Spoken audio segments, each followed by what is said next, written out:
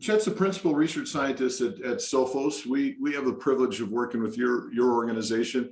You spend every day working on these things, and I appreciated the chance we've had to deal with. But this new era of warfare and the impact across the private sector as well and government agencies with cyber attacks is very real. Can you kind of give us a lay of the land of what you see this happening, the implications as it relates to cyber attacks and cybersecurity? Sure, Maury. And I think you saying it's a new thing is part of the problem here. This is a new thing. So we don't have a lot of templates to work off of to say how have these things played out. But there have been previous situations, let's say in less mature cyber times, right? I mean, the area that we work in is incredibly fast moving. The types of tactics and techniques that both nation states and criminals use to break into networks and cause disruption, whether that be to steal information or intellectual property or just to sow chaos, that is an evolving thing that's changing all the time. But we have seen Russian activity starting back in 2008, and of course, proceeding all the way up to the present, that we can at least see the types of operations. And one of the things Duncan's just mentioned was disinformation. And clearly disinformation is a central part of their cyber doctrine and part of the Russian military doctrine. Is to use cyber as a disinformation tool. And, we saw that with messing with the US elections in 2016. We saw that in we've seen that in lots of different ways in both Crimea and Georgia and other situations that Russia's been in the past.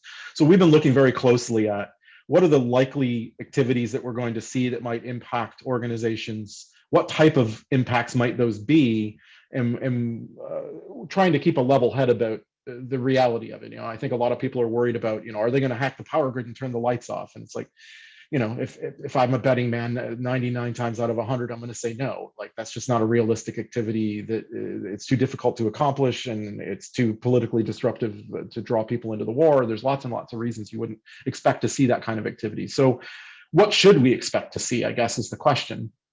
And it really is variable depending on the type of organization, no different than a lot of the supply chain risks that we'll talk about. It depends on who you are and where you're doing business. Clearly, if you directly do business in Ukraine itself, you should expect potential direct compromise and attacks of systems potentially from Russian nation state actors. And when I say that, historically, that was the FSB, which is sort of more of the military or more of the policing operation within Russia, let's say. And these days, it's more likely to be GRU, which is their intelligence and more of military intelligence operations. And that might not seem to matter, but it actually sort of does when we look at the historical context again, which is Putin's been taking power away from the FSB when it comes to cyber and seemingly reinvesting that power in GRU.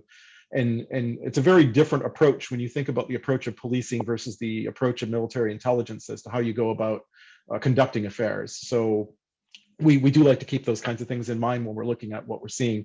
But if you're doing business in Ukraine, it's really prudent that you try to be able to have that network be as isolated as possible. It is likely that most of the attacks we've seen up to this point have been attacks of disruption. So they haven't been trying to steal intellectual property or currencies or anything. They're mostly just to make your business inoperable and to disrupt your ability to service or provide services to the government and destroying systems. Unfortunately, if you do business in the region, and the region I would consider to be quite large if we look at kind of the economic region, which is sort of the Baltics and the Balkans all combined, that whole area kind of leading right up to the edge of Western Central Europe. Unfortunately, there's sometimes spillover. So we don't believe the Russians are going to be directly attacking private organizations, certainly not nation state actors themselves. There may be cyber partisans, if you want to call them that, or patriots or hacktivists that on behalf of Russia will take on anything they please. But the government or nation state type activity, we don't expect to impact directly, especially on NATO nations at this point. But if you do business in Estonia or Latvia or Moldova, there's a reasonable chance that an attack in Ukraine itself could overspill the border and affect systems that you may have in the region. So you certainly should be if you're in a supply chain of Ukrainian companies, that kind of thing, I would be extra cautious again on ensuring that authentication standards are up to current, meaning that they're multi-factor and that you have the ability to sort of firewall off if you need to, be able to drop that iron gate and close off that part of the network if necessary from the rest of the international network in the event of a compromise. And then that leaves sort of the rest of us, which is not directly doing business in the region. What are we likely to see? And up until now, it's been very little, but the White House released a statement earlier this week on Monday. President Biden released a statement saying that they were expecting to see increased activity and that they had given 100 private briefings to some organizations that were classified. I was not privy to the classified briefings, and even if I were, of course, I wouldn't be able to share them with you.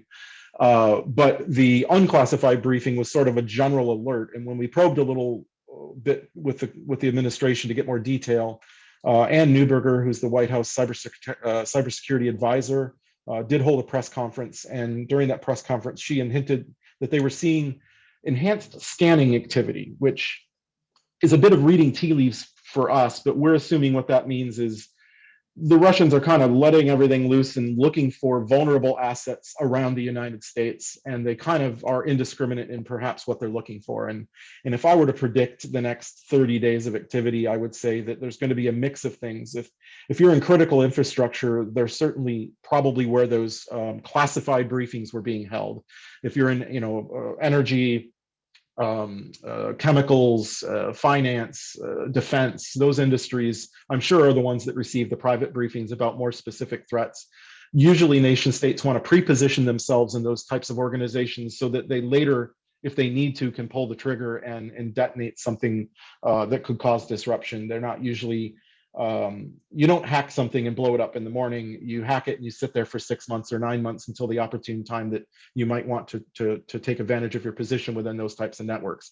Whereas the rest of the networks, the everyday stuff, the manufacturing and the food chain, supply chains and all the rest of the stuff in the country, those are more likely to be compromised just to sow chaos and disruption. We've seen a lot of that with ransomware groups originating in Russia. And again, my expectation would be that most of the activity we see against average American companies will not be people in Russian soldier uniforms that get up in the morning and go to work, go hacking. It's going to be more Russian cyber criminal groups that are already attacking American assets that will be perhaps conscripted or encouraged to be more aggressive in their activity, compromise more assets and cause more damage rather than demanding as high ransoms as they have.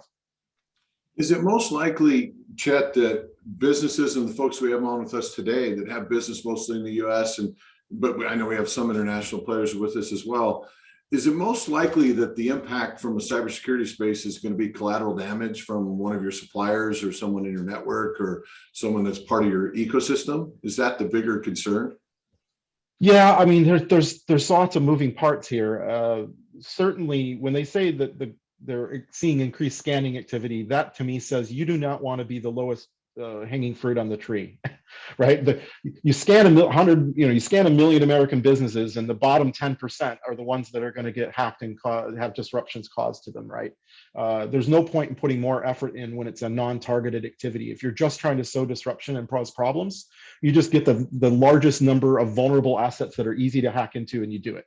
There's no purpose in going for harder targets, right? When you're trying to position yourself strategically in the power grid or in the energy distribution chain, that's different. You put all bets are off. You go after even the hard targets because obviously you have a very specific and targeted reason in order to go after those assets, and so they're worth the effort to defeat harder security. Yeah. But you're right. I mean, I didn't really mention supply chain, but we've seen more and more, and particularly Russia. The SolarWinds attack in December of 2020. Impacted, I think, 13 U.S. federal government agencies, in addition to hundreds of private sector companies like Microsoft and others, including Sophos. We were customers that were, impacted by the supply chain attack that has been attributed to Russia, and they also attacked Ukraine with a supply chain attack in 2018 with another virus called NotPetya that caused tens of billions of dollars of damage outside Ukraine to companies like Merck in the U.S. and Maersk, the shipping company in I believe in Denmark. The FedEx, I think, had a $10 billion bill as a result of that malware. That was another supply chain attack. So supply chains are a very important factor as well. The problem with supply chain attacks is in the cyber realm, they're incredibly difficult to monitor for and avoid. You can do something about raising your security baseline. So on those scans, you're not in that bottom 10%, so that you're not likely to be a target of the random crimes that are likely to increase.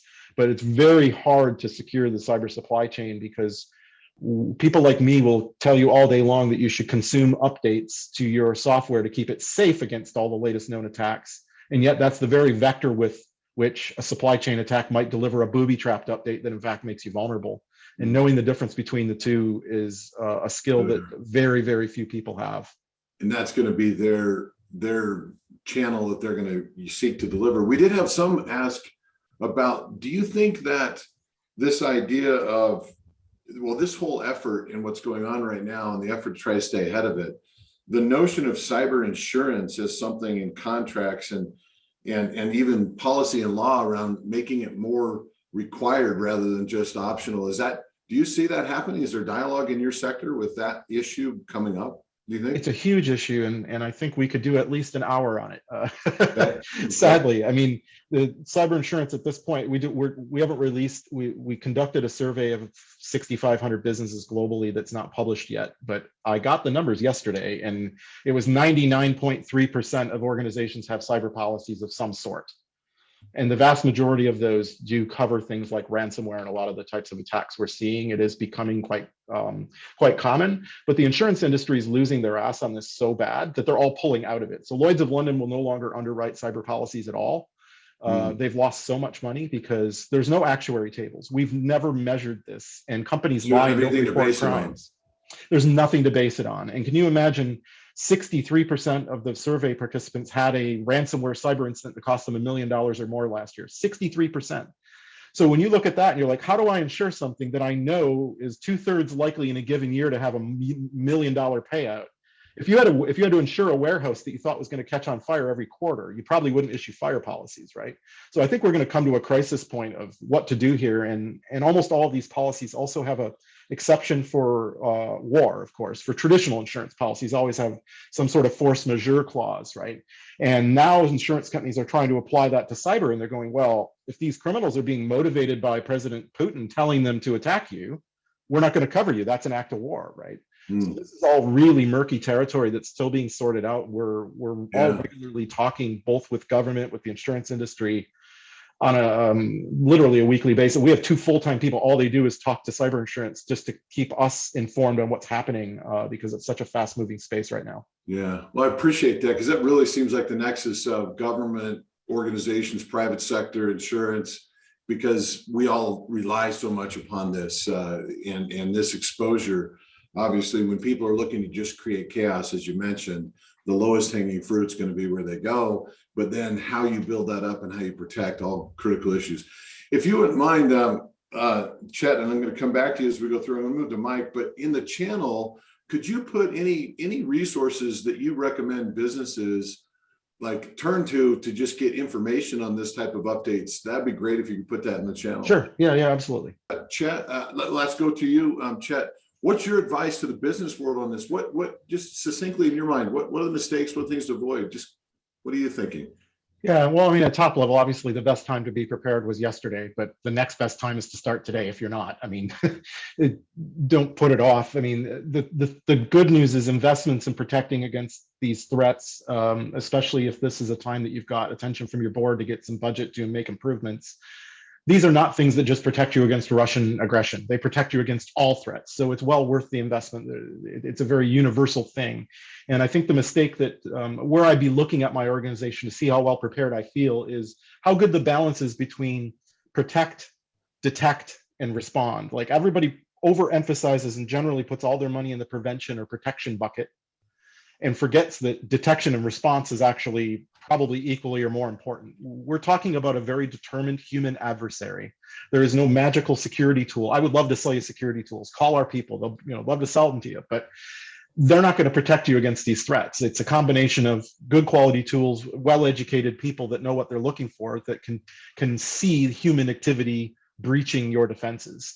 And prevention's great against automated stuff, which is what a lot of cybercrime has been for the last 20 years, and it's served us well. But detection and response is the difference between a company that's truly compromised to the point that they have a potentially business-ending or multi-million-dollar event, and one that nips it in the bud within hours of the beginning of the event, and it actually becomes kind of a footnote in the history of security at the company. And so in my experience, I think if you're spending more than half of your money on prevention and the other or less than half on detection and response, you need to be investing in your people and their training a lot more if you truly want to have an effective defense against the types of threats we're going to be facing in the coming years.